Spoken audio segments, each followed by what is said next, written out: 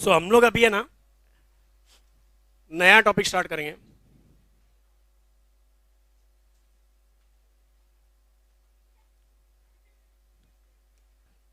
सो सीधे को लेवरेजेस का मीनिंग क्या होता है?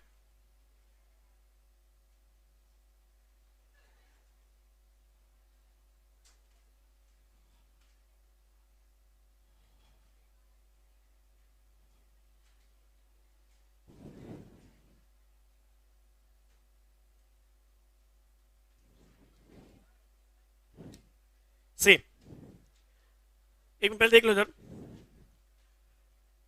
ये डेफिनेशन क्या है मालूम है लेवरेज का? It is the speed at which profit changes. किस स्पीड में प्रॉफिट चेंज होगा?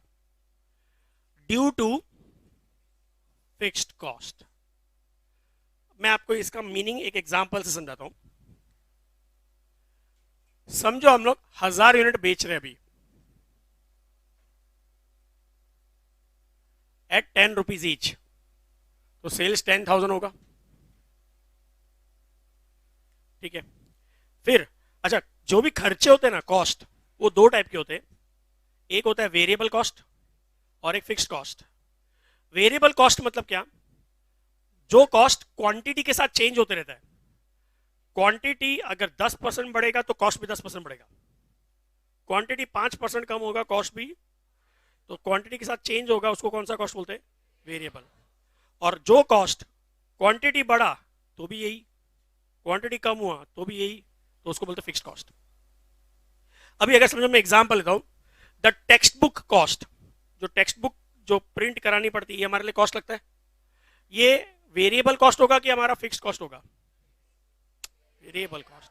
वो तो जितने स्टूडेंट्स होंगे उतनी टेक्स्ट बुक प्रिंट करानी पड़ेगी। एक भी एक्स्ट्रा स्टूडेंट आएगा तो एक और एक्स्ट्रा टेक्स्ट बुक प्रिंट होगी। सो वो चेंज होते रहेगा क्वांटिटी के साथ, तो वो कौन सा कॉस्ट होगा? Variable cost. लेकिन क्लासरूम का रेंट, तो अगर एक और एक्स्ट्रा स्टूडेंट आएगा तो रेंट एक्स्ट्रा भरना पड़ेगा, क्या? Fixed cost. Is that clear? Staff salary fixed cost, बराबर है? You understood what I am saying? तो समझो हमारा वेरिएबल कॉस्ट 6 रुपीज है, तो 1000 यूनिट्स का ये जो फिगर आता है 10,000 माइनस 6, 4,000, इसको बोलते हैं कॉन्ट्रीब्यूशन। अभी इसके बाद है ना, अब कौन सा कॉस्ट माइनस होगा? Fixed cost. फिक्स्ड कॉस्ट दो तरह के होते हैं। पहला होता है ऑपरेटिंग फिक्स्ड कॉस्ट। ऑपरेटिंग मतलब क्या मालूम है? बिजनेस को चलाने के लिए, बिजनेस को ऑपरेट करने के लिए जो फिक्स्ड कॉस्ट लगता है। बट अगर मैं इधर क्लासेस चला रहा हूं, बिजनेस कर रहा हूं, तो मुझे रेंट लग रहा है, ये कौन सा कॉस्ट हो गया? Operating fixed cost. स्टाफ रखना पड़ता है, उसकी सैलरी देनी पड़ती है, वो भी कौन सा हो गया? Operating fixed cost. ठीक है, समझो 3,000 रुपए अभी तक, ये समझो ये नेट प्रॉफिट को, ये मैं इसमें बता, दो टाइप के फिक्स्ड कॉस्ट होते हैं। कौन कौन से? एक तो ऑपरेटिंग फिक्स्ड कॉस्ट, लाइक क्या? Rent, salary. और दूसरा होता है financial fixed cost. Financial fixed cost मतलब वो फिक्स्ड कॉस्ट जब हम लोग फाइनेंस लेते बाहर से। अगर समझो हमारी कंपनी लोन लेती है तो हमको क्या देना पड़ेगा? इंटरेस्ट। अब बताओ, इंटरेस्ट का परसेंटेज फिक्स्ड होता है कि नहीं? सो वो फिक्स्ड कॉस्ट है। It has come because we have taken finance from outsiders, तो उसको क्या बोलेंगे? सिमिलरली प्रेफरेंस शेयर्स इशू किया, उस पर क्या देना पड़ेगा? Preference dividend. वो प्रेफरेंस डिविडेंड का परसेंटेज वेरिएबल होता है कि फिक्स्ड होता है? फिक्स्ड होता है। मतलब अगर कंपनी डबल कमाएगी तो क्या प्रेफरेंस शेयर उसको डबल डिविडेंड देगी क्या? नहीं, वो फिक्स्ड रहता है ना परसेंटेज, तो वो भी financial fixed cost. Is that clear? अभी तक मैंने सिर्फ कौन सा फिक्स्ड कॉस्ट माइनस किया? ऑपरेटिंग। अभी तक मैंने फाइनेंशियल फिक्स्ड कॉस्ट माइनस, मतलब इंटरेस्ट माइनस नहीं किया, तो इस फिगर को क्या बोलेंगे? Net profit before interest and tax. तो उसको मैं ईबीआईटी बोल सकता हूं, 1000 रुपया। ठीक है, नाउ पहले मैं ना ये फर्स्ट वाला लेवरेज बताता हूं। मैं विदाउट सॉल्विंग, मैं मतलब आप लोग को सिखाया नहीं अब तक, अगर मैं इसमें आपको सिर्फ ये पूछूं कि मेरा सेल्स, कंपनी का सेल्स 10% अगर बढ़ गया, सेल्स अगर बढ़ गया 10%, तो बताओ प्रॉफिट भी बढ़ेगा कि नहीं? 10% बढ़ेगा, कम ज्यादा? क्वेश्चन समझा? ये 10% बढ़ेगा तो ये कितना बढ़ेगा? तो मैं आपको पहले बताता हूं, ये है ना 40% बढ़ेगा। मतलब जितना इधर बढ़ा है ना उसका 4 टाइम्स फास्ट। अब वो 4 टाइम्स फास्ट क्यों, वो बाद में समझाता हूं, पहले मैं प्रूव करता हूं कि 4 गुना फास्ट बढ़ा कि नहीं। बताओ 1000 के बदले 10% ज्यादा बेचूंगा, कितना आएगा? कैलसी पे देखो, करके देखो कितना यूनिट्स बेचेंगे। 1000 प्लस 10%, 1100 यूनिट्स बराबर है 1100 इंटू 10, 11,000, 1100 इंटू 6, 11,000 माइनस 6600, 4,000 बराबर है। फिक्स्ड कॉस्ट बढ़ेगा क्या? वो 3,000 ही आएगा, तो ये कितना होगा? बराबर है। अब कैलसी पे चेक करो, 1000 प्लस 40% आया। मतलब प्रॉफिट 10% बढ़ा कि ज्यादा बढ़ा? कितना टाइम फास्ट बढ़ा? 4 टाइम्स। मतलब इधर 10 है ना, तो इधर 40। अगर इधर 20 पड़ता तो 80 बढ़ता था। अगर सेल्स 10% कम होता तो प्रॉफिट 10% कम नहीं होता था, 40% कम। जितना बढ़ेगा उतना ही गिरेगा भी। अब my question to you is, मुझे तो पहले ही मालूम पड़ गया कि 4 टाइम फास्ट बढ़ेगा, तो ये मतलब पूरा सॉल्व, इतना पूरा सॉल्व करने के बाद बताइए, खाली इस पे देख के बताया, इसको देख के बताया। तो ये जो स्पीड कितना टाइम फास्ट बढ़ा पहले तो 4 टाइम्स फास्ट बढ़ा। ये 4 को बोलेंगे लेवरेज। सो लेवरेज का मीनिंग क्या? It is the speed. What is the speed? Speed at which profit is changing. Profit is changing 4 times due to what? अच्छा, अभी वो 4 टाइम्स क्यों था? अब देखो, ये जो स्पीड मिल रही है वो किसके वजह से मिल रही है? सो अब देखो, ये फिक्स्ड कॉस्ट है। अब सी माय हैंड मूवमेंट्स, ये फिक्स्ड कॉस्ट किसको किस में कन्वर्ट कर रहा है? इट कन्वर्ट्स कंट्रीब्यूशन टू, बस। तो ये ऊपर नीचे वाला फिगर 4000 अपॉन 1000 कितना होता है? 4 टाइम्स होता है, इसलिए 4 टाइम्स बढ़ेगा। मतलब अगर मैं समझो इधर थोड़ा सा चेंज करता हूं, समझो इधर 3600 किया, तो इधर कितना आएगा? 4000 माइनस 3600, 400, 400 आया। अब बताओ, ये fixed cost convert this into this, 4000 upon 400, 10 times हुआ, 10 हुआ ना, तो 10 टाइम्स प्रॉफिट चेंज होगा। मतलब अगर इधर 10 है ना, तो उसका 10 कितना होता है? 100, तो 100% चेंज होगा इधर। अब 100% हो जाएगा। चेक करते राइट है कि नहीं? ये कितना है? फिक्स्ड कॉस्ट कितना है? 3600, 4400 माइनस 3600। अब कैलसी पे देखो, 400 प्लस 100%, 800 आया। मतलब प्रॉफिट को स्पीड कितना टाइम मिला? 10 टाइम्स मिला। तो leverage is how? 10 times. Is that clear? बताओ, ये 10 का फॉर्मूला क्या हुआ? कैसे आया 10? What divide by what? Contribution divide by EBIT is equal to 4000 upon 3600, sorry 4000 upon 400 is equal to 10 times. ये जो लेवरेज हुआ ये किसके वजह से है? ऑपरेटिंग फिक्स्ड कॉस्ट के वजह से, तो इसको ऑपरेटिंग लेवरेज बोलते हैं। So degree D, degree of operating leverage बोलते हैं। अब दूसरा कौन सा फिक्स्ड कॉस्ट है? इसके वजह से जो लेवरेज आएगा उसको क्या बोलेंगे? Degree of financial leverage. वो भी करना बाकी है अभी। देखो, अब समझो माइनस करता हूं इंटरेस्ट, ये फाइनेंशियल फिक्स्ड कॉस्ट आ गया। लेट्स से ये 300, तो इधर कितना आएगा? Earning before tax. अब बताओ, financial fixed cost converts what into what? EBIT upon EBT. What upon what? EBIT upon EBT. 400 upon 400, तो कितना आंसर आता है? 4 टाइम्स आता है। 4 टाइम्स मतलब क्या मतलब है? और 4 टाइम्स प्रॉफिट चेंज होगा। और तो इधर 100 है ना, तो इधर 400 हो जाएगा, 400% चेंज हो जाएगा।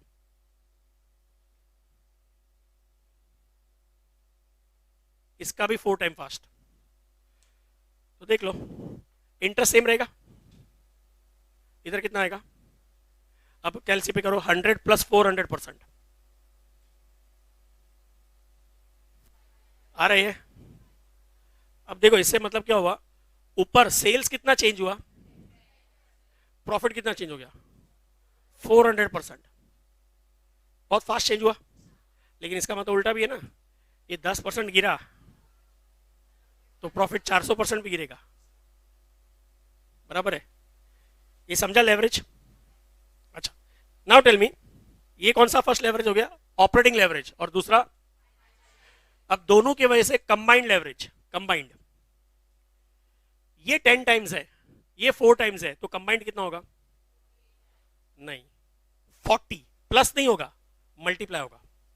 क्योंकि देखो 10 है, 10 से 100 हुआ, कितना टाइम, 100 से 400 हुआ, सो टोटल 10 से 400 हुआ, तो 14 हुआ कि 40 टाइम हुआ, 10 का 40 टाइम है ना 400, बराबर है? और ऐसे समझो, ऑपरेटिंग लेवरेज किसके वजह से आता है, ऑपरेटिंग फिक्स कॉस्ट, बस। तो ऊपर नीचे वाला फिगर, कंट्रीब्यूशन अपॉन एबिट, यही फॉर्मूला है।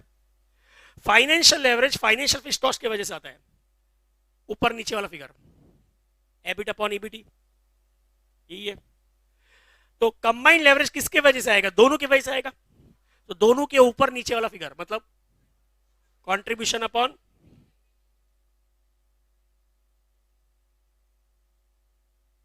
कंट्रीब्यूशन है 4000, ईबीटी 100, 40 टाइम्स, बराबर है? तो मतलब 10 प्लस 4 की 10 इंटू 4, तो एक और फॉर्मूला लिख सकते हैं, डीओएल इंटू, अब देखो वैसे भी अगर जब मैं इसको इससे मल्टीप्लाई करूंगा तो ये एबिट और ये एबिट कैंसिल हो जाएगा, तो क्या बचेगा, DOL upon DFL. Is this clear? Now why we are learning this leverages, इसके दो रीजन है। First, it is there in the syllabus, and second, अगर लेवरेज का नॉलेज नहीं होगा ना बिजनेसमैन को, तो उसके वजह से बिजनेस कम नहीं होता है, बंद होता है। लेवरेज नहीं मालूम होगा तो बिजनेस बंद ही होता है सीधा। इसका बेस्ट एग्जांपल है, यूएस में 9/11 का अटैक हुआ था वर्ल्ड ट्रेड सेंटर्स पे, उसके वजह से, उस अटैक के वजह से विद इन 6 मंथ्स स्विट्जरलैंड की लार्जेस्ट प्राइवेट एयरलाइन कंपनी जो थी बैंकरप्ट हो गई। अटैक यूएस में हुआ और स्विट्जरलैंड की एयरलाइन कंपनी बंद हुई। रीजन क्या है, लेवरेज। बता दो कैसे। कोई भी एयरलाइन कंपनी है ना, उसका लेवरेज हमेशा हाई होता है। सबसे पहले देखते हैं फाइनेंशियल लेवरेज की बात करते हैं। फाइनेंशियल लेवरेज एयरलाइन कंपनी में, एक एयरक्राफ्ट अराउंड 1000 करोड़ का आता है। जो पैसेंजर एयरक्राफ्ट होता है ना कमर्शियल, बोइंग का या एयरबस का, वो अराउंड 1000 करोड़ का एक एयरक्राफ्ट आता है। ठीक है, कोई भी एयरलाइन कंपनी के एक ही एयरक्राफ्ट तो नहीं होगा, बहुत सारे होते हैं। उतना सारा फंड्स आता कहां से, बैंक से लोन लेके। अगर बैंक 10% भी इंटरेस्ट लेती है, ऑल तो ज्यादा ही लेती है, बट 10% भी लिया तो 1000 करोड़ पे कितना आएगा, 100 करोड़ रुपए इंटरेस्ट एक एयरक्राफ्ट का। समझे? अभी स्विस एयर जिसकी बात कर रहा हूं मैं, उनके पास 90 एयरक्राफ्ट है। 90 एयरक्राफ्ट मतलब 9000 करोड़ का इंटरेस्ट एवरी ईयर। भले बिजनेस हो या नहीं हो, इंटरेस्ट का मीटर चालू रहेगा। अब जैसे देखो कोविड में क्या हुआ था, एयरलाइंस सबकी हालत खराब थी। क्यों? बिजनेस नहीं आ रहा है, लेकिन इंटरेस्ट का मीटर चालू है, बराबर है ना? तो ये इनका फाइनेंशियल लेवरेज है ना, इंटरेस्ट हाई था, सो इंटरेस्ट हाई होगा तो डीएफएल क्या होगा, हाई। अच्छा, फाइनेंशियल लेवरेज के अलावा ऑपरेटिंग फिक्स्ड कॉस्ट भी है ना, उनका हाई होता है। एयरलाइन में दिखते हैं ऑपरेटिंग फिक्स्ड कॉस्ट क्या होता है, रेंट एंड सैलरी। तो पहले रेंट की बात करता हूं। जो आप जब एयरपोर्ट पे जाते हो, समझो आप इंडिगो की फ्लाइट बुक करते हो, तो जब अंदर जाओगे तो आपको एक इंडिगो का काउंटर मिलता है, उसमें आपको बोर्डिंग पास मिलेगा, हाँ, अच्छा, अंदर हर एक एयरलाइन का कुछ काउंटर्स होते हैं, बराबर है। अब डू यू थिंक, पहले तो समझो इंडिगो का काउंटर होगा, तो उधर जाके हम लोग टिकटिंग बोर्डिंग पास लेंगे और फिर अपना लगेज देंगे, ठीक है। तो वो खाली एक ही मुंबई में ही होगा कि सब जगह होगा उनका? जहां जहां पे उनका इंडिगो की फ्लाइट जाती होगी, दिल्ली जाती होगी, चेन्नई, कोलकाता, सब जगह जाती होगी, वहां पे सब जगह काउंटर लेना पड़ता होगा। वो एयरपोर्ट अथॉरिटी फ्री में देगी क्या? तो उसका रेंट लेगी। अच्छा, इंटरनेशनल ऑपरेशन से समझो, लंदन, देन दुबई एटसेट्रा सब जगह, तो वहां पर भी उनको स्पेस लेनी पड़ती है, उसका रेंट। प्लस जब एयरक्राफ्ट लैंड होता है, तो वो जिस जगह पे जाता है, जहां पे पार्क होता है, उसको बोलते हैं हैंगर। मतलब कहां पे पार्क करेगा?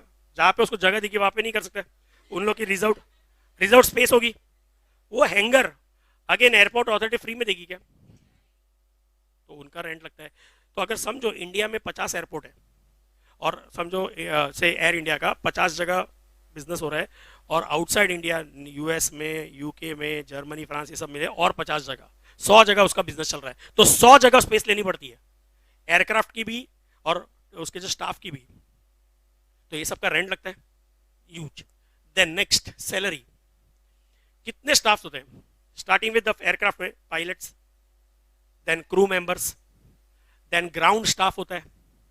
ग्राउंड स्टाफ मतलब वो आपका लगेज के लिए, कार्गो, ये सब के लिए, प्लस टिकटिंग के लिए, बोर्डिंग पास इशू करने के लिए।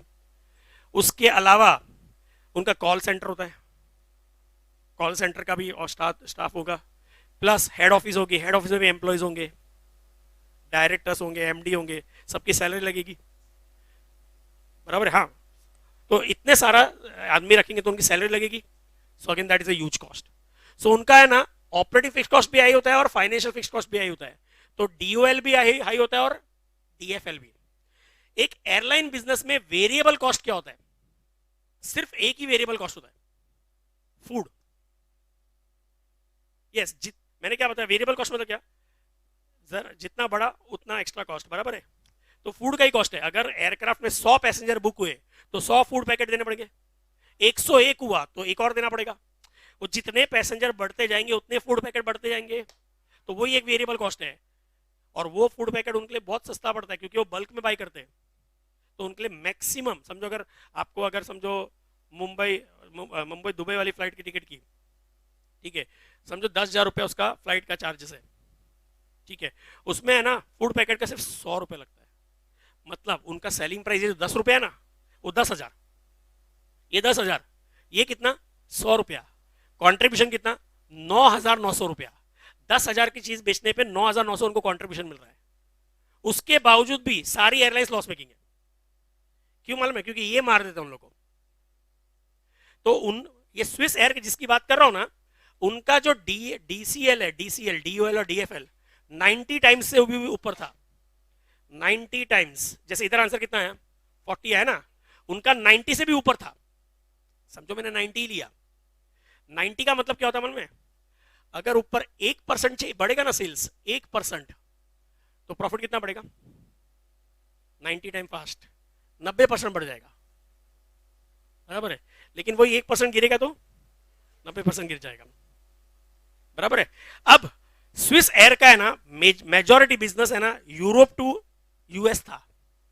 मतलब यूरोप टू यूएस की फ्लाइट से उनके मैक्सिमम बिजनेस थे। अब 9/11 का अटैक हुआ, सो अभी पब्लिक यूएस में जो यूरोप से बुकिंग कराई होगी यूएस के लिए, वो एक बार कैंसिल की होगी। अगर जिधर अटैक हुआ उधर थोड़ा कोई जाएगा, ना वेकेशन के लिए ना बिजनेस मीटिंग्स के लिए, पर पोस्टपोन होगा। प्लस सिमिलरली वाइसा वर्सा, अगर यूएस में अटैक हुआ तो US people will also be worried to go anywhere else, उन लोग भी वेकेशन कैंसिल करेंगे, बिजनेस मीटिंग्स कैंसिल करेंगे, तो उधर से यूरोप का भी कैंसिल हुआ। तो उनका सेल्स है ना 6 महीने के लिए, शॉर्ट टर्म पीरियड के लिए 50% ड्रॉप हो गया। 50% मतलब क्या हुआ? मैंने बताया, एक गिरेगा, सिर्फ 1% ड्रॉप होता है तो प्रॉफिट 90% चला जाता है। ऊपर 50 चला गया तो 50 इंटू 90, 4,500%। 100% मतलब एक साल होता है, 4,500 मतलब 45 ईयर्स का प्रॉफिट साफ हो गया, कंपनी बंद। 45 ईयर्स का प्रॉफिट चला गया, बोलो, एक अटैक की वजह से। इसलिए मैंने बोला leverage is a very dangerous tool. Business कम नहीं होता, बंद ही होता है। समझे पार्ट? अच्छा, ऐसे में है ना, जैसे वो स्विस एयर बंद हुई, एयर इंडिया ऐसा बंद नहीं हुई, नहीं हुई ना। एयर इंडिया का सेल्स कम नहीं हुआ, मालूम है क्यों? क्योंकि सेल्स कम होने के सेल्स होना चाहिए। एयर इंडिया का सेल्स था क्या? अभी एयर इंडिया को टाटा ने टेक ओवर किया, लेकिन उसके पहले वो गवर्नमेंट ऑर्गेनाइजेशन था, ठीक है। तो जेन्युइनली कोई भी ऑर्डिनरी पब्लिक है ना, एयर इंडिया को प्रीफर करती ही नहीं थी। क्यों? एक तो जैसे अगर समझो दुबई जाना फॉर एग्जांपल, तो लोग है ना एमिरेट्स प्रीफर करेंगे, या कतार एयरवेज, या जो भी दूसरा कोई। एयर इंडिया कम प्रीफर करते थे, बिकॉज एक तो उनके जो एयरक्राफ्ट है एमिरेट्स सबके न्यू होंगे, इसके पुराने होंगे 25-30 साल वाले, ठीक है, तो ऐसे ही डर लगेगा, ठीक है। दूसरा, उसमें जो फ्लाइट एंटरटेनमेंट सिस्टम, जैसे एमिरेट्स और दूसरे में तो क्या होता है, वो हर सीट के पीछे एक मतलब इलेक्ट्रॉनिक डिवाइस रहेगा जिसमें आप गेम्स खेल सकते हो या मूवी देख सकते हो। एयर इंडिया के तो उस वक्त कोई पुराने फ्लाइट्स में ना एक सीधा बीच में टीवी लगा रहता था, उसमें जो चल रहा है वो सबको देखना है। मतलब उसमें अगर समझो हिंदी चैनल चल रहा है समझो, और कोई फॉरेनर बैठा है उसको समझेगा भी नहीं, तो भी उसको वही देखना है और कोई था नहीं। एक तो वो, दूसरा उधर दूसरे एयरक्राफ्ट एयरलाइंस में तो क्या एयर होस्टेस सब न्यू होती है, और इधर तो वो हाँ, उसमें वही 50-50 ईयर्स की होंगे, तो पब्लिक को क्या लगता था ना, ये एंटरटेनमेंट ना वो एंटरटेनमेंट, कौन जाएगा? पूरा पैसा देके भी कुछ फायदा नहीं हो रहा है, बराबर है। सो अगर समझो आपको एमिरेट्स की भी टिकट 10,000 की मिल रही है और एयर इंडिया की भी 10,000 मिल रही है, तो Emirates.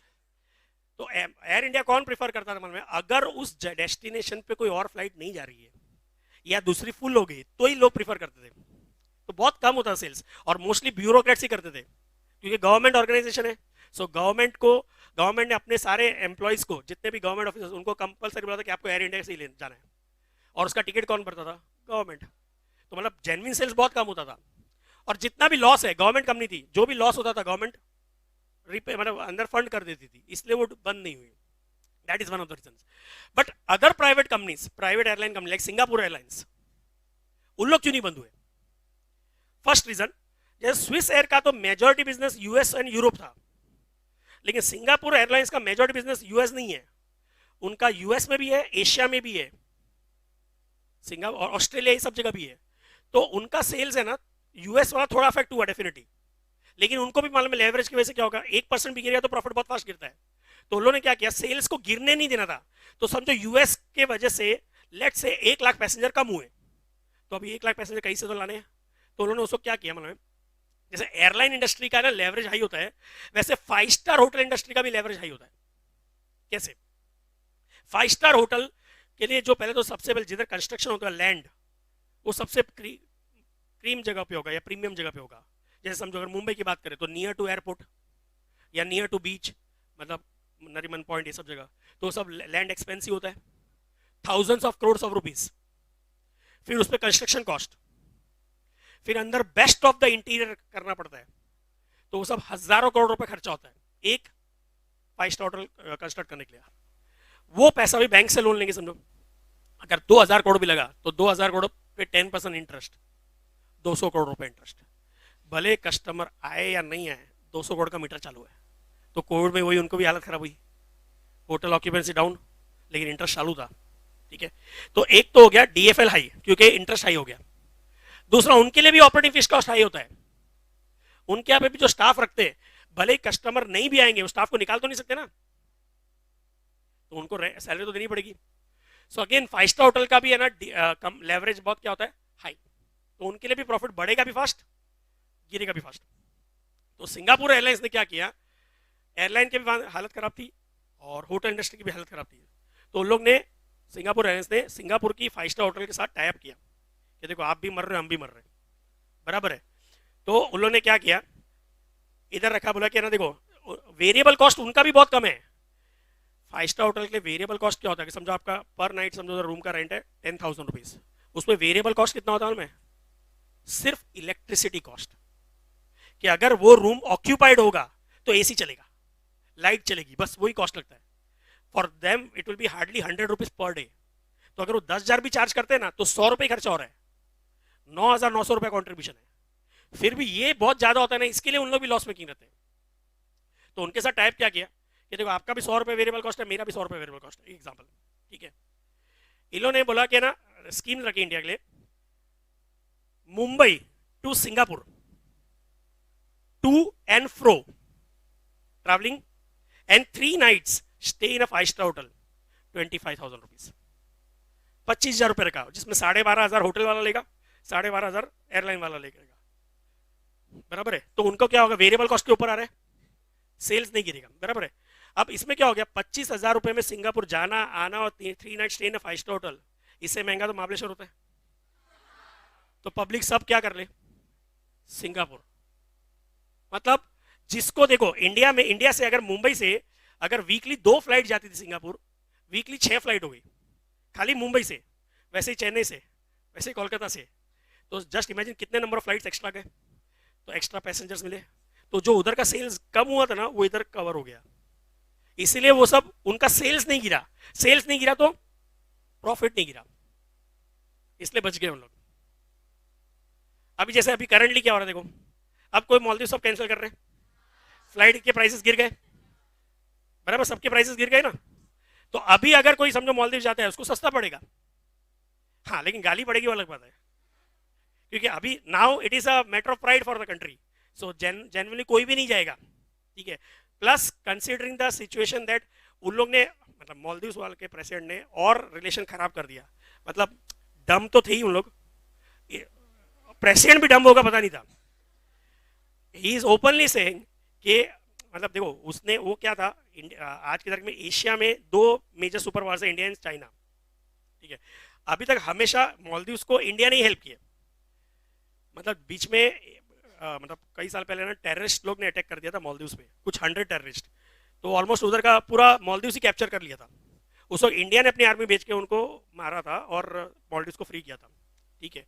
So it Maldives was always dependent on India, now they are trying to be pro China which is acting against them, because China उनको लोन नहीं देगा और एक्स्ट्रा लोन नहीं देगा, ठीक है। अभी इंडिया के साथ रिलेशन खराब कर दिया, अब क्या होगा मालूम है, हर चीज के किस पे डिपेंडेंट होना पड़ेगा, चाइना पे। और चाइना क्या करता है वो सबको पता है, श्रीलंका पे भी क्या किया, पहले लोन देगा, ऐसे ऐसे प्रोजेक्ट स्टार्ट करवाएगा thousands of crore of rupees का, ये बोल के कि रेवेन्यू मिलेगा आपको, रेवेन्यू नहीं मिलेगा समझो तो उनको इंटरेस्ट बर्डन बढ़ जाएगा, वही लेवरेज, डेट बहुत बढ़ जाएगा, डेट बढ़ेगा, रिपे नहीं कर पाएंगे, तो चाइना बोलेगा तुम अब मेरा लोन नहीं रिपे कर रहा, तो अभी ऐसा करो ये चीज ये दे दो। जैसे श्रीलंका में हेनबोता पोर्ट जो है वो चाइना ने ले लिया 99 ईयर्स के लिए, श्रीलंका के एरिया चाइना के कब्जे में, वो मतलब ऑफिशियली कि आप मेरा लोन नहीं दे पा रहे इसलिए वो जगह मेरी।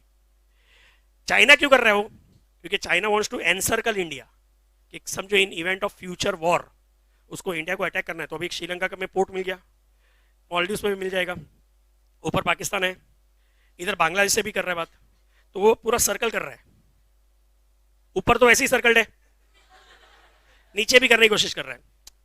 सो चाइना अपना गेम खेल रहा है, but Maldives is actually losing because it will be having a debt of huge, अभी भी उसके पास है ना, मतलब मालदीव्स के ऊपर, मालदीव्स का है ना के ऊपर $3 बिलियन का डेट है चाइना का, $3 बिलियन, और मालदीव्स की पूरी कंट्री की जीडीपी है $5 बिलियन।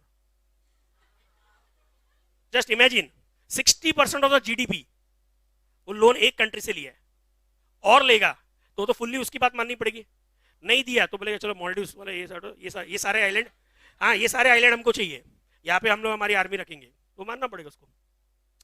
सो मतलब which is not good for India but actually bad for Maldives more, so that's what I am trying. तो यहाँ पर ये मैं जो आपको समझा रहा था कि दूसरे एयरलाइंस ने क्या किया, कुछ ना कुछ स्कीम्स निकाल ली ताकि उनका सेल्स कम नहीं हो। एयर इंडिया तो as usual you can say sales क्यों नहीं कम हुआ, क्यों था ही नहीं। प्लस एयर इंडिया का तो और भी रीजन था क्यों पब्लिक प्रीफर नहीं करती है एयर इंडिया की फ्लाइट्स में। पहले तो आपको कॉकरोचेस, रैट, ये सब आराम से दिखते थे, मतलब they are very animal friendly, तो वो सब दिखते थे। और ऑब्वियसली फ्लाइट मिड वे पे अगर आपके पैर के नीचे से रेड जा रहा है तो आपको डर ही लगेगा ना, तो ये सब होता था। अब जिसमें एयर इंडिया है ना 40 साल पहले प्रॉफिट मेकिंग थी और अब लॉस मेकिंग है, मतलब जस्ट इमेजिन पहले लोग कम जाते थे, अब ज्यादा जाते हैं, लेकिन तब प्रॉफिट मेकिंग थी, अब लॉस मेकिंग है, क्योंकि it was air India was a government organisation. तो कंट्रोल कौन करता था? कोई गवर्नमेंट के अंदर वो ब्यूरोक्रेट, मतलब मिनिस्ट्री ऑफ सिविल एविएशन, तो वो मिनिस्टर है, तो जितने भी स्टाफ रखने हैं उसको भी देखो, उसको भी किसी दूसरे मिनिस्टर का फोन है, अरे मेरे भाई को रखना है, मेरे भतीजे को रखना है, तो आ जाओ एयर इंडिया में। तो अगर जरूरत नहीं भी है तो भी रखो, काम नहीं करना है, आपको सैलरी मिलती रहेगी, आना ही नहीं इधर, खाली रिकॉर्ड्स में आपका नाम रहेगा, आपको सैलरी मिलती रहेगी। उसको फेवर मिल गया। अब इसमें क्या होता है, समझो 10,000 एम्प्लॉयज की जरूरत थी तो 20,000 एम्प्लॉयज हो गया एयर इंडिया में, खाली फेवर के चक्कर में। सैलरी एक्स्ट्रा जा रहा है लेकिन काम कुछ हो नहीं रहा है। प्लस एयर इंडिया का दूसरा रीजन था लॉस करने का, जब उस वक्त दूसरी प्राइवेट एयरलाइन कंपनी थी, लेकिन इंडिया में जेट एयरवेज थी, स्पाइस जेट थी, तो जो प्रीमियम रूट्स थे ना, जिसमें बहुत ज्यादा पैसा मिलता था, बराबर है, तो अगर उधर एयर इंडिया की फ्लाइट थी ना, तो अगर उन लोग है ना लॉबी को, मिनिस्टर को, मतलब समझो इनसे कुछ पैसा दे के उनको बोलते थे ये वाले इधर की आपकी एयर इंडिया की फ्लाइट बंद करा दो, मैं समझा। For example let's say just assumption लेता हूं मैं, समझो Mumbai Jaipur is a premium area, एक एग्जाम्पल, यहाँ पे एयर इंडिया थी और स्पाइस जेट थी, समझो दो थे, कंपटीशन था, बराबर, प्राइजेस कम होंगे। अगर स्पाइस जेट वाले ने कुछ ब्राइब दे दिया और बोला यहाँ पे आपका फ्लाइट बंद कर दो, मतलब मुंबई टू जयपुर आपके बंद कर दो, तो क्या होगा, ये बंद हो गया, तो सिर्फ कौन सा चल रहा है, तो अगर एक ही चल रहा है तो ये तो जो प्राइस मांगेगा सब पब्लिक को देना ही है, तो उसको फायदा हो रहा है और उसका प्रीमियम रूट का पैसा गया, तो एयर इंडिया लॉसेस में इसलिए आता है, ठीक है। तो वरना otherwise air India was in monopoly और फिर भी लॉस था। ऐसा एक और एग्जांपल बता सकते हो, मोनोपोली में लॉस। नॉर्मली इकोनॉमिक्स में क्या सुनते हो, मोनोपोली में सुपर प्रॉफिट सुनते हो, लेकिन मोनोपोली में लॉस। एक और example, Indian railways, railways monopoly आज तक, फिर भी लॉस मेकिंग, मतलब जब से रेलवे स्टार्ट हुई है तब से लॉस, खाली बीच में 2 साल प्रॉफिट हुआ तो पूरा रेशियो खराब हो गया, नहीं तो हमेशा से लॉस था। वो भी कब हुआ प्रॉफिट मालूम है, मतलब लॉस चल रहा है अच्छा खासा, फिर है ना एक रेलवे मिनिस्टर आया, वो सरप्राइजिंगली लालू प्रसाद यादव, सुना है, और लॉस भी है ना छोटा मोटा नहीं होता था रेलवे को, अगर 100-200 करोड़ का लॉस होगा तो ऐसा लगेगा क्या है, कुछ नहीं, मतलब हर साल ऑलमोस्ट 10 से 11,000 करोड़ का लॉस होता था, बड़ा फिगर, देखो अच्छा लगा ना आप लोग को, तो ऐसा, तो 10 से 11,000 करोड़ का लॉसेस हर साल। फिर Lalu Prasad Yadav was appointed as a railway minister, पहले ही साल में, जिस साल में उसने वो मिनिस्ट्री ली, 11,000 करोड़ का लॉस से सीधा 8,000 करोड़ का प्रॉफिट, मतलब 11 भी रिकवर किया, 11 को 0 किया और 0 से 8, तो 19,000 करोड़ दिया। It is the biggest turn around of any corporation in the history of Mankind. World में इतना बड़ा टर्न अराउंड किसी किधर नहीं हुआ है। अच्छा, पहले साल 11,000 करोड़ से कितना हो गया, 8,000 करोड़ का प्रॉफिट, दूसरे साल 20,000 करोड़ का प्रॉफिट, फिर गवर्नमेंट को लगा ये तो गड़बड़ हो रहा है, ऐसे तो प्रॉफिट में आ जाएंगे हम लोग, तो उसको हटा दिया और फिर किसको लेके आए, वो दीदी ममता दीदी, फिर एक और बड़ा टर्न अराउंड हुआ, वो 20,000 करोड़ के प्रॉफिट से सीधा 8,000 करोड़ का लॉस। तो लालू यादव ने जब एक प्रॉफिट लॉस से प्रॉफिट में कन्वर्ट किया ना, ये it is a case study which is taught in IIM Ahmedabad, कि इतना बड़ा टर्न अराउंड, उन लोग भी सरप्राइज्ड है कि इतने बड़े MBS लोग नहीं कर पाते, ये थर्ड फेल कर लिया। And it is a case study taught in IIM Ahmedabad, और इसको है ना Lalu Prasad Yadav was called to deliver lecture how he did it in Ahmedabad and Harvard University. He gave the lecture in English there also. वो अलग बात है, सामने को समझा नहीं होगा, लेकिन उसने तो अपनी तरफ से दिया लेक्चर।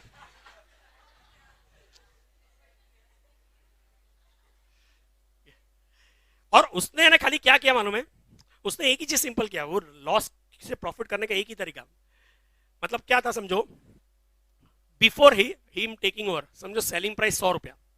देखो रेलवेज का ना मेजर बिजनेस पैसेंजर से नहीं आता है, गुड्स से आता है। कार्गो वाली जो ट्रेन होती है ना, गुड्स ट्रेन, उसमें सबसे ज्यादा बिजनेस है। मतलब अगर रेलवेज का कलेक्शन 100 रुपया है ना, तो पैसेंजर वाली गुड्स, पैसेंजर वाली ट्रेन से तो 33 रुपीज ही आता है, 67 रुपीज तो गुड्स से आता है। 2/3 of the sales comes from goods. तो समझो सेलिंग प्राइस, समझो सेल 100 रुपए है, कॉस्ट है 120, जस्ट एग्जांपल, तो 20 रुपए का लॉस है। इस रेलवेज में लॉस क्यों होता था? क्योंकि है ना, रेलवेज कभी भी टाइमली गुड्स डिलीवर नहीं करती थी। मतलब समझो Mumbai to Kolkata normal distance में 3 दिन लगना चाहिए गुड्स ट्रेन को, तो अगर 10 तारीख को इधर रखा है, मुंबई से भेज रहे, तो उधर 13 तारीख को पहुंचना चाहिए, पर वो कभी 13 को नहीं पहुंचता था। मतलब ये रेपुटेशन था कि वो 13 को 13 बोला तो 13 तो कभी नहीं पहुंचेगा। 14-15 डिले भी होता था, कितनी बार नॉट ओनली टाइम डिले होता था, कितनी बार स्टेशन डिले हो जाता था।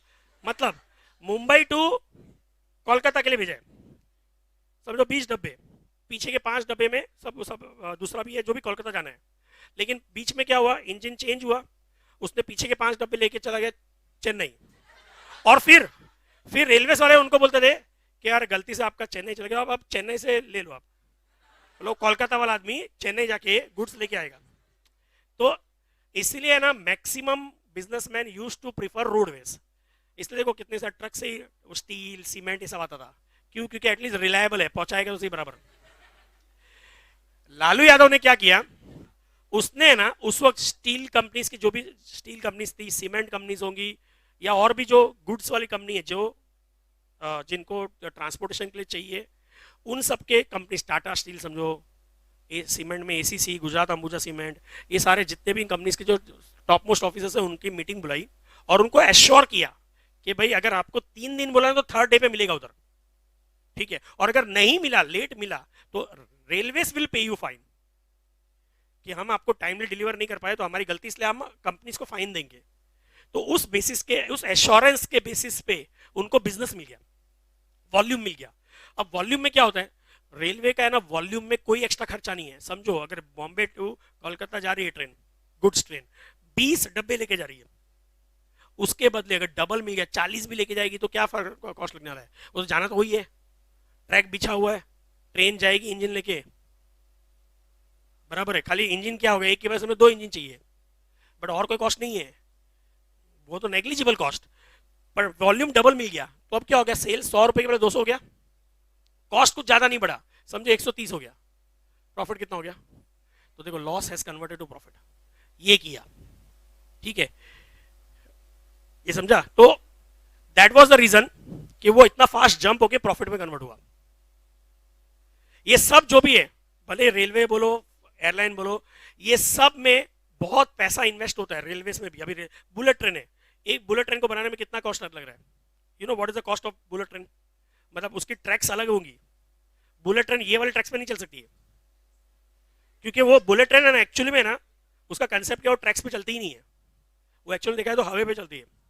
क्योंकि वो क्या होता है, इसके ट्रैक्स है ना, जैसे अपने को मालूम है मैग्नेट्स में क्या होता है, नॉर्थ और नॉर्थ है ना रिपेल करता है, तो इन लोग क्या करते हैं, ट्रैक्स को मैग्नेटाइज करते हैं, समझो नॉर्थ किया, और है ना उसके जो व्हील्स है ना वो भी आयन की है, उसको भी नॉर्थ कर दिया, तो वो क्या होगा, रिपेल करेगा, मतलब वो ट्रैक से थोड़ा ऊपर चलता है, तो जब फ्रिक्शन नहीं होगा तो स्पीड ज्यादा मिलती है, इसलिए स्पीड हाई होती है।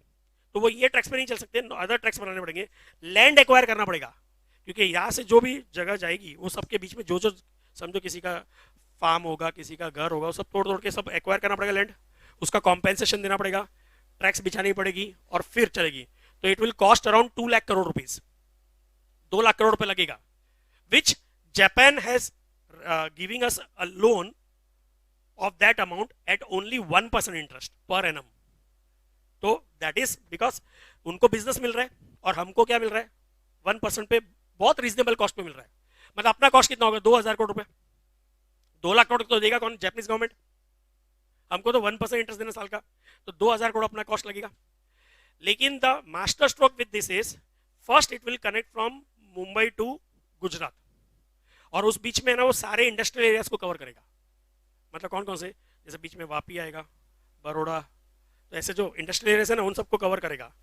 तो जो ट्रांसपोर्टेशन टाइम होगा, and then he will connect later on to various ports also, जैसे गुजरात में पोर्ट होगा, अडानी का जो पोर्ट है वो, मुंबई में ये नावा शेवा ये सब पोर्ट है, ये सबको कर, और फिर आगे लेके जाएगा दिल्ली, समझे?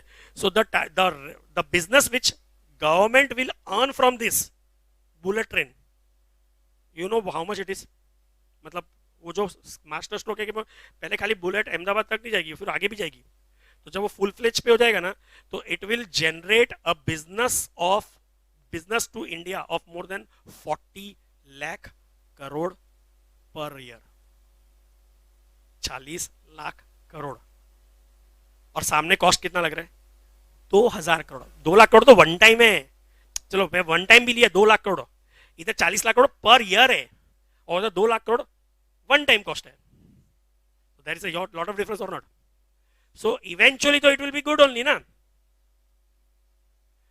सो पीपल हु आर से क्रिटिसाइजिंग के नहीं है इतना बड़ा इतना स्पेंड करने की जरूरत क्या है, बट उसका बिजनेस वैल्यू मतलब कंट्री के पॉइंट ऑफ व्यू से देखेंगे तो country will get huge business. ठीक है, तो ये लेवरेज का मीनिंग आप लोगों को समझ में आया? पहले तो speed at which profit is changing due to what. अब दो टाइप के फिक्स्ड कॉस्ट, तो दो टाइप का leverage, operating fixed cost, financial fixed cost. Operating fixed cost की वजह से ऑपरेटिंग लेवरेज, फॉर्मूला क्या होगा? बस ऊपर नीचे वाला फिगर, कंट्रीब्यूशन अपॉन एबिट, समझे? फाइनेंशियल फिक्स्ड कॉस्ट की वजह से फाइनेंशियल लेवरेज, ऊपर नीचे वाला फिगर। और दोनों की वजह से कौन सा लेवरेज? Combined, DCL. दोनों की वजह से कंट्रीब्यूशन अपॉन ईबीटी या डीओएल इनटू डीएफएल। ये समझ में आया आप लोग को? अच्छा, तो ये लिखना है अपने को, तो एक न्यू पेज पे नाम दो, टॉपिक का नाम लेवरेजेस।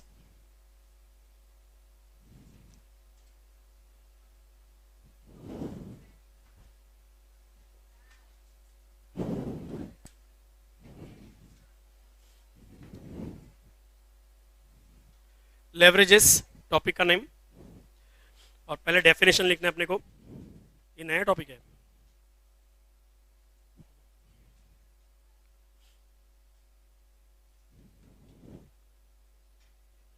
पहले definition, it is the speed, ये जो इधर लिखा है मैंने बोर्ड पे, it is the speed at which profit changes due to fixed cost.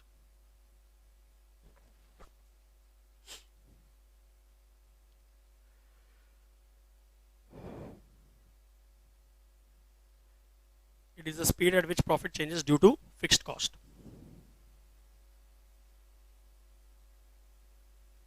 Then write down types of leverage.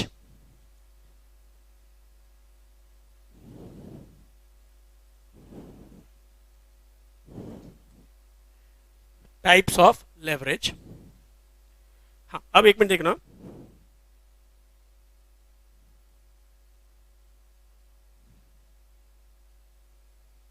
मैं आपको खाली इधर लिख रहा हूं, एक मिनट सुनो। DOL लिखना मत, पहले DOL मतलब क्या? Degree of operating leverage. चाहिए तो एक बार मैं पूरा लिख देता हूं, डिग्री ऑफ ऑपरेटिंग लेवरेज। एक मिनट, डोंट राइट। बताओ ये किसके वजह से होता है? Due to operating fixed cost, example rent, salary, बराबर है? बताओ इस DOL का फॉर्मूला क्या होगा? ऊपर नीचे वाला फिगर, कंट्रीब्यूशन अपॉन एबिट। ये समझा? अब इसका है ना एक और फॉर्मूला है, बट पहले एक मिनट, ये इतना पर क्लियर। दूसरा क्या है? डिग्री ऑफ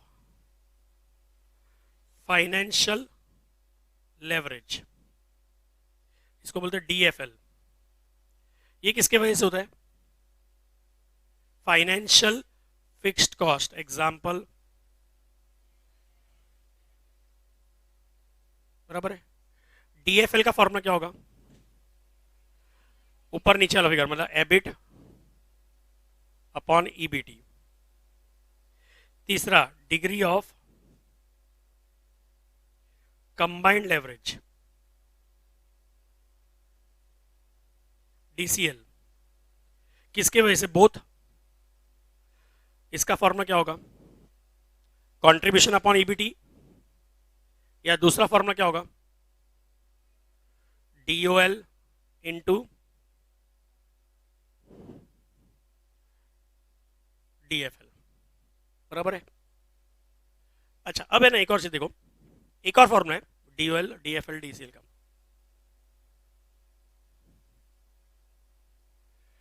नाउ अगर मैं ये एग्जांपल लेता हूं, कंटिन्यू करता हूं मैं इसको, या चलो रुको,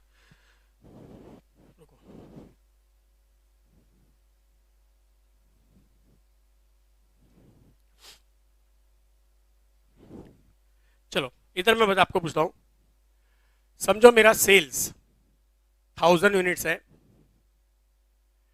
एट द रेट ऑफ 10, 10,000 हो गया, minus VC at the rate of 6,000 हो गया, तो कंट्रीब्यूशन कितना होगा,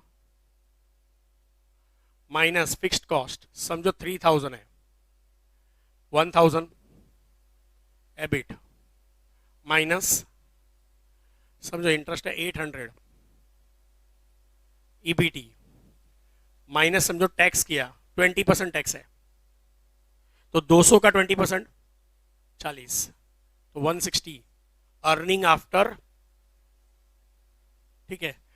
इसमें से प्रेफरेंस डिविडेंड देते हैं, समझो प्रेफरेंस कैपिटल नहीं है, तो यही net profit for equity share holders divide by number of equity shares, समझो there are 20 equity shares, so EPS कितना हो जाएगा 8। ये हमारा समझो फॉर्मेट है। अब अगर समझो मैं आपको बोलता हूं पहले DOL निकालो, DOL कितना आता है, DOL का फॉर्मूला क्या है, contribution upon EBIT, 4000 upon 1000, DOL 4 आएगा, बराबर है। DFL इंटरेस्ट की वजह से एबिट अपॉन EBT 1000 अपॉन 200 कितना होगा 5, तो DCL 9 होगा ना,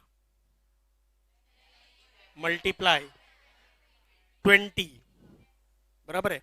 तो अभी है ना वो जो दूसरा सेट ऑफ फॉर्मुलास करने के लिए पहले मेरे को आपको बताना पड़ेगा, समझो ये 10% इंक्रीज हुआ, तो कंट्रीब्यूशन भी है ना 10% इंक्रीज होगा, लेकिन 4 टाइम्स है तो ये एबिट कितना होगा 40%, 4 टाइम फास्ट, बराबर है। DFL 5 है तो इससे और 5 टाइम्स, और 5 टाइम्स मतलब 40 का 5 टाइम मतलब 200%, तो बाकी सब 200% ही होगा। एक बार चेक करके देखो, सब कैलसी पे करो, 1000 प्लस 10%, 1100 यूनिट्स हुआ, 1100 इंटू 10 11,000, 1100 इंटू 6 6,600, तो ये हो जाएगा 4000, फिक्स कॉस्ट 3000 ही रहेगा, तो ये 1400, इंटरेस्ट 800 ही रहेगा 600, टैक्स 20%, तो 600 का 20%, तो 480 हो जाएगा, divide by number of equity shares 20 shares, बराबर है।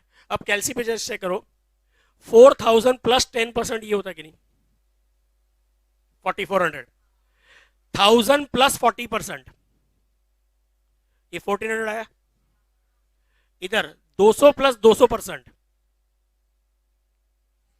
600, 160 प्लस 200% 480 आया, 8 प्लस 200% ये हुआ। अब देखो यहां पे एक दूसरा सेट ऑफ फॉर्मूला, इधर कितना है DOL 4 टाइम्स, 4 टाइम्स है, वो ऐसे भी समझो 10 के वजह से इधर कितना चेंज हुआ 40, मतलब कितना टाइम फास्ट हुआ।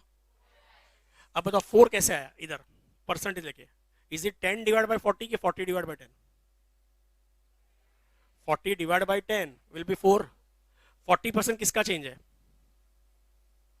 सो percentage change in EBIT upon percentage change in sales.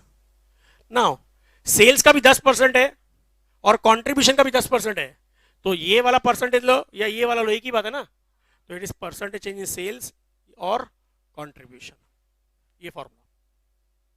अब DFL कितना टाइम्स है, तो 40 के वजह से 200 5 टाइम्स हुआ, तो what divide by what, 40 divide bye 200 कि 200 डिवाइड बाय 4, सो फॉर्मूला क्या हो जाएगा 200 किसका है, तो percentage change in EBIT, EBT. अब बताओ ये लो या ये 200 लो या ये 200 लो, एक ही बात है। सो परसेंटेज चेंज इन ईबीटी या ईएटी या ईपीएस अपॉन 40% किसका चेंज है? EBIT. DCL it is DOL into ये। अगर ये इंटू ये करेंगे तो इधर न्यूमरेटर एबिट वाला है और डिनोमिनेटर कैंसिल होगा, तो क्या बचेगा? परसेंटेज चेंज इन ईबीटी, नहीं नहीं ये ऊपर न्यूमरेटर ना, या ईएटी या ईपीएस अपॉन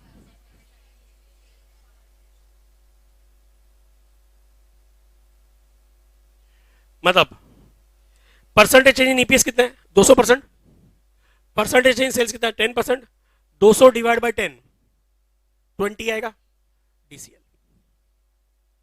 सो इधर ये भी फॉर्मूला यूज कर सकते हैं, ये भी यूज कर सकते हैं। तो अपने को यूज कौन सा करना चाहिए फॉर्मूला, वो डिपेंड करता है। ये वाला फॉर्मूला कब यूज कर सकते हैं मालूम है? इसके लिए परसेंटेज जरूरी है। तो जब भी क्वेश्चन में परसेंटेज दिया है कि सेल्स विल इंक्रीज बाय 10%, वो 10% बोला ऐसा, या पूछा है how much sales should increase, how much percentage sales should increase, कितना परसेंटेज सेल्स बढ़ना चाहिए, या कितना परसेंटेज ईबीआईटी बढ़ना चाहिए या ईबीटी, परसेंटेज दिया है या पूछा है तो ये फॉर्मूला लगेगा। और परसेंटेज पूछा ही नहीं है, दिया भी नहीं है, तो ये वाला नॉर्मल फॉर्मूला लगेगा। समझ में आया? तो समझो अगर क्वेश्चन में दिया है सेल्स 10,000, वेरिएबल कॉस्ट 6,000, ऐसा सब दिया है और पूछा है कैलकुलेट डीओएल, परसेंटेज पूछा ही नहीं है, तो ये नॉर्मल फॉर्मूला। और अगर ऐसा पूछा है how much percentage sale should increase by, percentage में पूछा है, तो आंसर किस में आना चाहिए? ये वाले फॉर्मूला में। Is this clear? तो ये टेबल बनाओगे आप टाइप्स ऑफ लेवरेज में।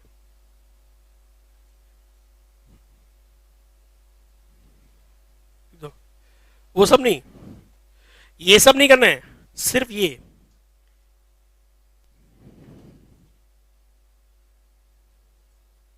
4 column.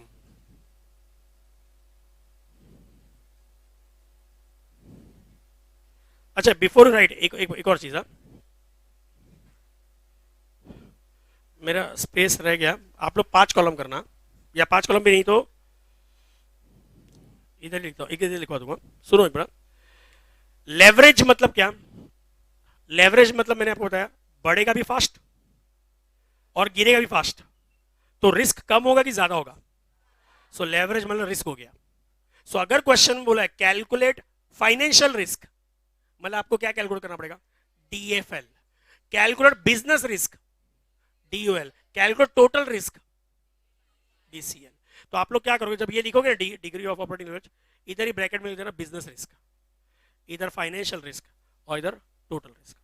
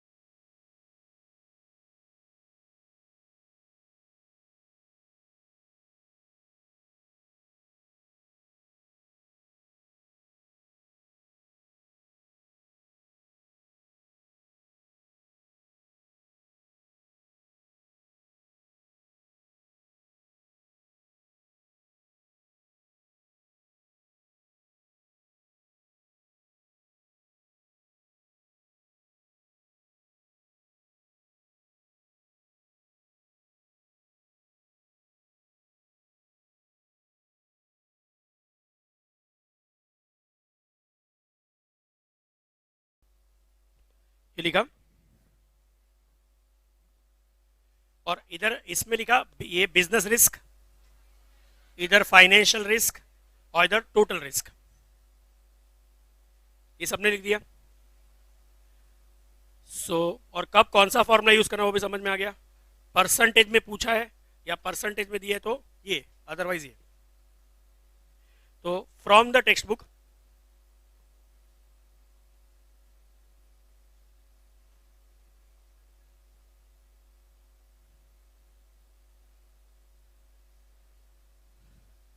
Page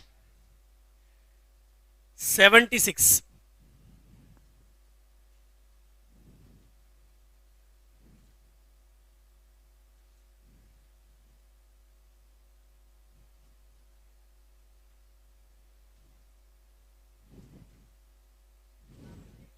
page 76, question number 2।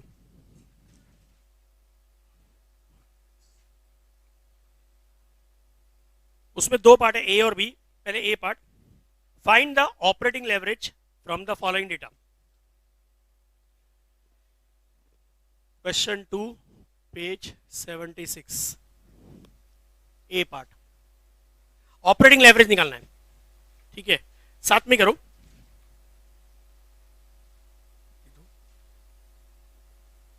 बताओ, सबसे पहले तो फॉर्मेट बनाएंगे। सेल्स कितना दिया, राइट डाउन। सेल्स 50,000।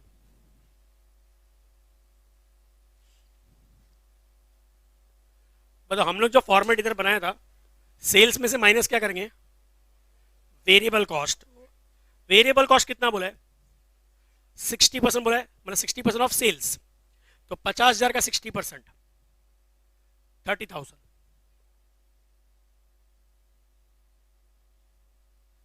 50,000 का 60% 30,000, तो माइनस करेंगे तो कंट्रीब्यूशन आएगा 20,000।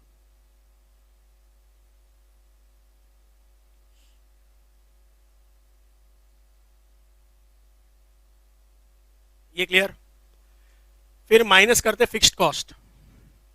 फिक्स्ड कॉस्ट दिया 12,000, सो एबिट 8,000। ये फॉर्मेट समझा, बराबर है। अब क्या पूछा है, degree of operating leverage, DOL पूछा है ना। बताओ, परसेंटेज में कुछ पूछा है क्या, तो ये वाला ही फॉर्मूला यूज करेंगे नॉर्मल। क्या, contribution upon EBIT.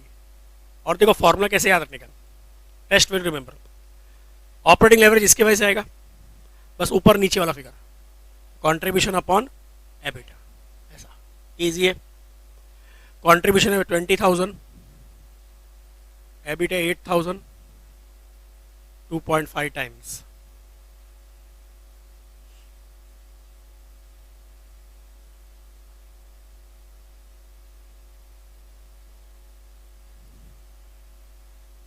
Is this clear. ये हो गया आपका ए वाला पार्ट। अभी बी वाला पार्ट। बी में बोला है find the financial leverage from the following data. तो उसमें फाइनेंशियल लेवरेज पूछा ना, net 2,50,000, sorry 25 lakh. In debt equity ratio 3:1, interest का रेट 12%, और ऑपरेटिंग प्रॉफिट, ऑपरेटिंग प्रॉफिट जहां पे लिखा है ना वहां पे लिख दो ब्रैकेट में एबिट। ऑपरेटिंग प्रॉफिट वाला एबिट होता है।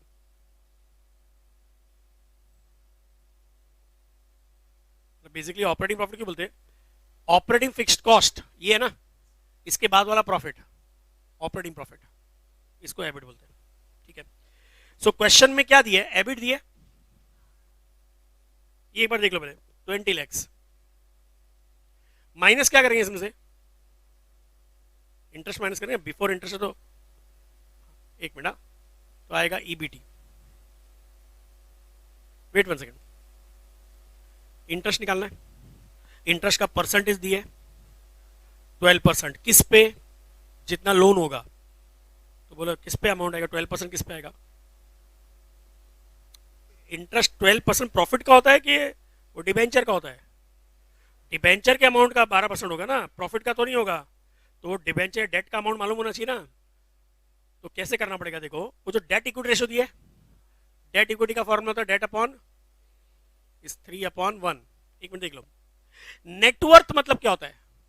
शेयर होल्डर फंड्स मतलब equity. So debt divide by ये दिया है 25 लाख इज इक्वल टू 3/1। 1 इधर गया तो डेट ही रहेगा, और 25 लाख इधर जाएगा तो मल्टीप्लाई। सो डेट कितना हो जाएगा? डेट 75 लाख आएगा। इस 75 लाख पे 12% इंटरेस्ट है ना,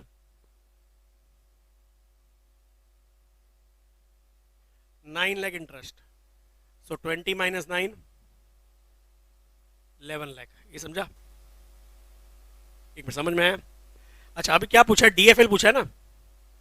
डीएफएल किसके वजह से आता है? इसके वजह से, ऊपर नीचे वाला फिगर। तो एबिट अपॉन व्हाट? ईबीटी।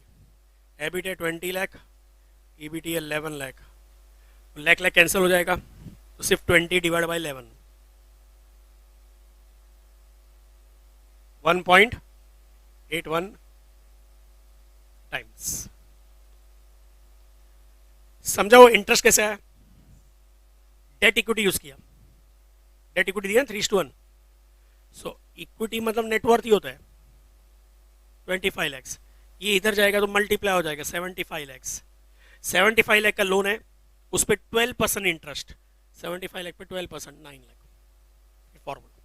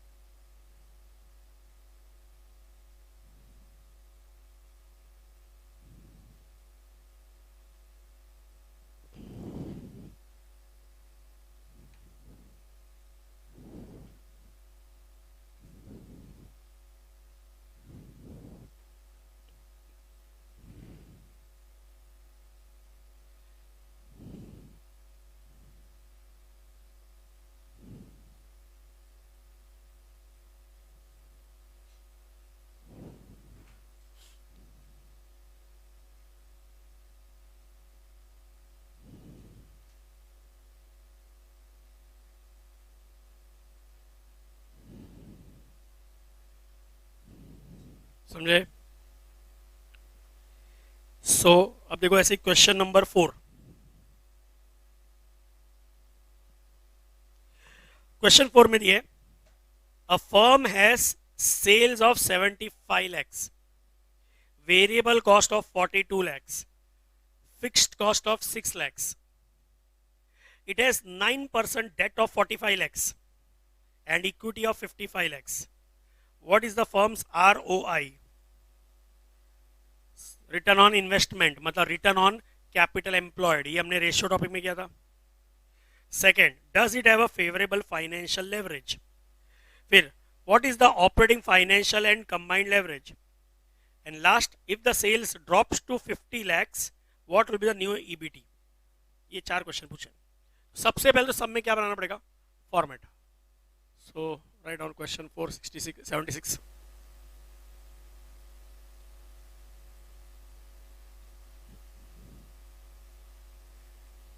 साथ में करोगे तो it will start with what? Sales दिए 75 lakhs माइनस वीसी 42 lakhs,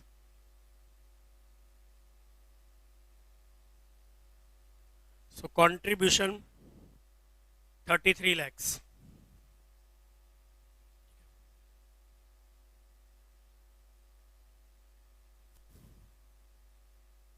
इतना क्लियर? फिर माइनस क्या करते हैं हम लोग? फिक्स्ड कॉस्ट 6 लाख है, सो एबिट 27 लाख।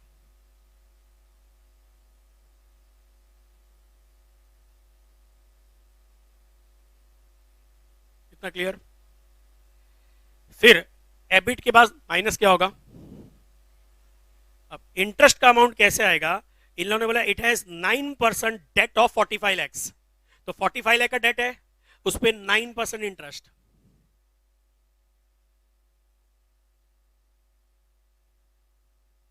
₹4 लाख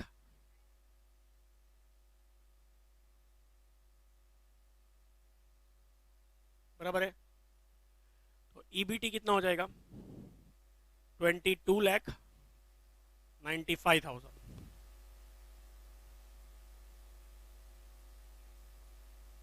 22,95,000 ईबीटी बराबर है। इधर तक क्लियर? सबसे पहला क्वेश्चन क्या पूछा इसमें? रिटर्न ऑन इन्वेस्टमेंट, मतलब रिटर्न ऑन कैपिटल एम्प्लॉयड। ये पहला क्वेश्चन है। अब बताओ, रेशियो में हमने सीखा है, मैंने कैसे बताया था? रिटर्न ऑन, तो डिनोमिनेटर क्या होगा? ऊपर कौन सा प्रॉफिट आएगा? इसमें डिबेंचर, इक्विटी प्रेफरेंस तीनों होता है, तो इक्विटी प्रेफरेंस एंड इंटरेस्ट को देने के लिए ईबीआईटी, मतलब वो एनपीबीआईटी इनटू 100, ये फॉर्मूला है। ईबीआईटी मालूम है 27 लाख। अब बताओ कैपिटल एम्प्लॉयड, कैपिटल एम्प्लॉयड में क्या क्या आता है? शेयर होल्डर फंड्स आता है और बोरोड फंड्स भी आता है। शेयर होल्डर फंड्स मतलब इक्विटी दी है 55 लैक्स, और बोरोड फंड्स मतलब डेट भी दी है ना 45 लैक्स, तो 55 लैक्स भी आएगा, 45 लैक्स भी आएगा, तो इधर लिख दो ऐसे 55 लाख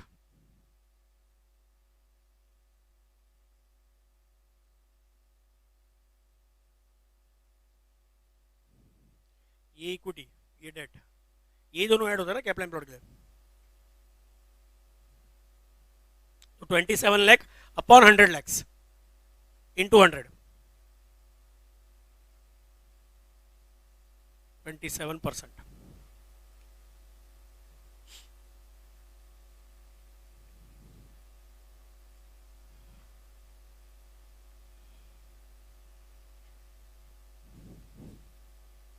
समझे बात? ये बात क्लियर सबको? सेकंड क्या पूछा है? Does it has a favourable financial leverage. तो बताओ क्या करना पड़ेगा? एक मिनट, डीएफएल निकालना पड़ेगा? नहीं नहीं नहीं, रुको, क्योंकि थर्ड क्वेश्चन पूछ, देखो क्या है, what is the operating financial and combined leverage, मतलब डीओएल डीएफ, डीएफएल थर्ड में पूछा है, तो अगर डीएफएल थर्ड में पूछा है मतलब डीएफएल सेकंड में नहीं पूछा है। सेकंड में क्या पूछा है? Does it have a favourable financial leverage. अब समझो, वो देखो, सुनो क्या होता है। फाइनेंशियल लेवरेज किसके वजह से आता है? इसके वजह से आता है क्या? इसके वजह से फाइनेंशियल आता है क्या? इसकी वजह से डीओएल आता है, इसके वजह से आता है, मतलब लोन लेंगे तो इंटरेस्ट आएगा, इंटरेस्ट आएगा तो डीएफएल आएगा, सो लोन लेने की वजह से फाइनेंशियल लेवरेज आता है। तो जो लोन है वो क्या रेट ऑफ इंटरेस्ट पे ले रहा हूं मैं? मतलब समझो आप लोग डेट हो डिबेंचर होल्डर, तो मैं आपसे 9% पे ले रहा हूं पैसा, 9% पे ले रहा हूं। फिर ये जो पैसा है बिजनेस कर क्या रहा है, कंपनी कर क्या रही है इस पैसे से? इसको बिजनेस में इन्वेस्ट कर रही है। This capital is employed in the business, और बिजनेस से रिटर्न ऑन कैपिटल एम्प्लॉयड कितना आ रहा है? मतलब मैं आपसे 9% पे ले रहा हूं और बिजनेस में इन्वेस्ट करके 27% कमा रहा हूं। वो जो 27 कमाऊंगा उसमें से आपको 9 दे सकता हूं, फिर भी 18 मेरे लिए बच गया। तो ये लोन लेना फेवरेबल है कि नहीं? मतलब फाइनेंशियल लेवरेज क्रिएट करना फेवरेबल हुआ, so it has a favourable financial leverage. तो उसको ऐसे लिखना है, बी पार्ट को लिखो, date is taken at 9%, debt is taken at 9% and invested in the business to earn 27%, and invested in the business to earn 27%, full stop. Hence it has a favorable financial leverage, favorable financial leverage. इस second का answer समझा।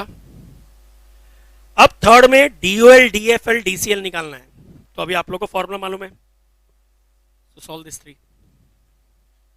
Formula लिख के answer solve करो।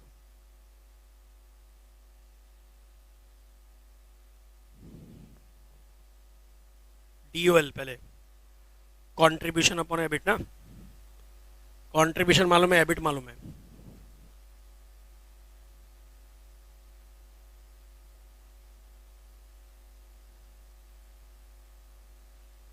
Lack lack cancel किया, 33 divide by 27।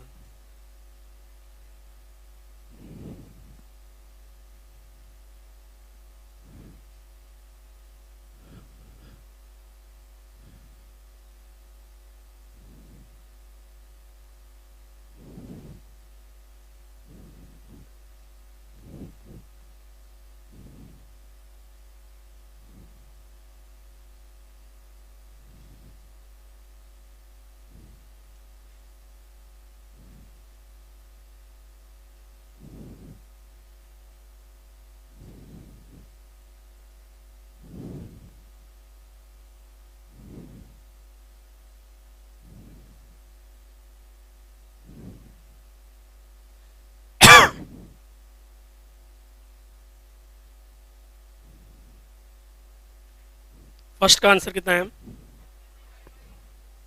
1.22 times, वो times लिखो 1.22, 2 decimal तक लिखना चाहिए एटलीस्ट।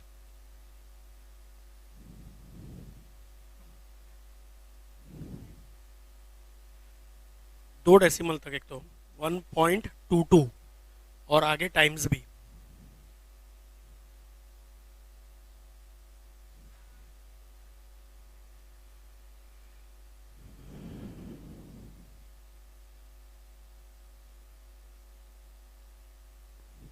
दूसरे में कितना आता है? 1 पॉइंट टाइम्स,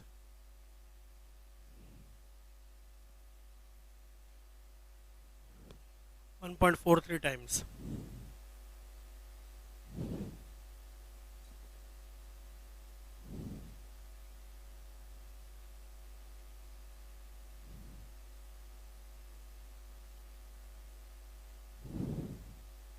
ये समझा सबको?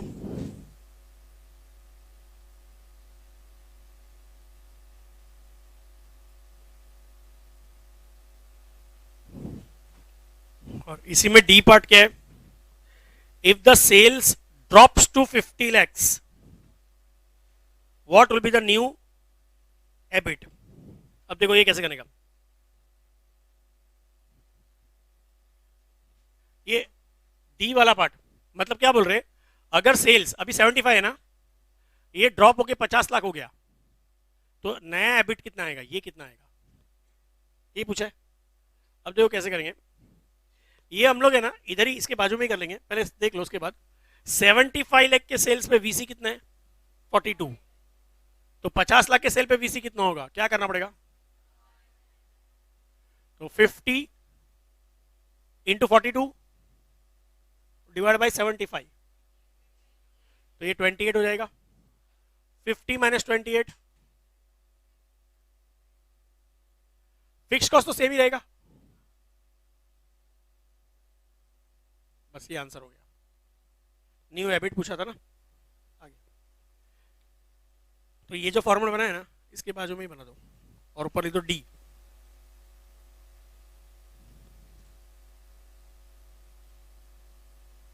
तो 28 कैसे समझा?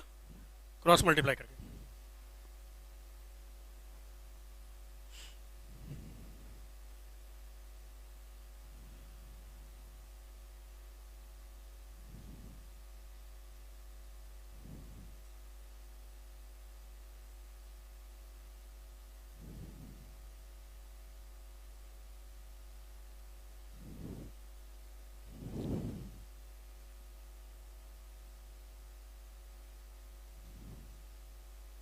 समझा ये पार्ट? ठीक है, तो ये हो गया। एक होमवर्क नोट डाउन कर लो, क्वेश्चन नंबर 13 बहुत सिंपल है। उसमें क्या बोला है? From the following data determine degree of operating leverage. मतलब सिर्फ क्या कैलकुलेट करना है, DOL। फिर which company has greater business risk, business risk मतलब वही DOL ना, और वाई। तो अब देखो दो कंपनी का सेल्स दिए और फिक्स्ड कॉस्ट दिए, और variable cost as a percentage of sales is 50% for company A and 25% for company B. तो अपना दो कंपनी है ना, company A company B, sales है VC, एक में 50% और एक में, तो VC आएगा तो कंट्रीब्यूशन आ जाएगा, दोनों का FC है, तो दोनों का एबिट तक आ जाएगा। ये आ गया तो आपको फॉर्मूला DOL दोनों का निकालना है, वो करना है। और पूछा है किसका बिजनेस रिस्क ज्यादा है, तो बताओ जिसका DOL ज्यादा होगा उसी का बिजनेस रिस्क ज्यादा होगा। तो आपको क्या लिखना है, जिसका भी DOL ज्यादा आएगा ना, समझो B का आता है सपोज, तो लिखना पड़ेगा company B has greater business risk because it's DOL is higher. अगर A का ज्यादा है तो A के लिए लिखना है, बस सिर्फ DOL ही निकालना है। ये होमवर्क कर सकते हो।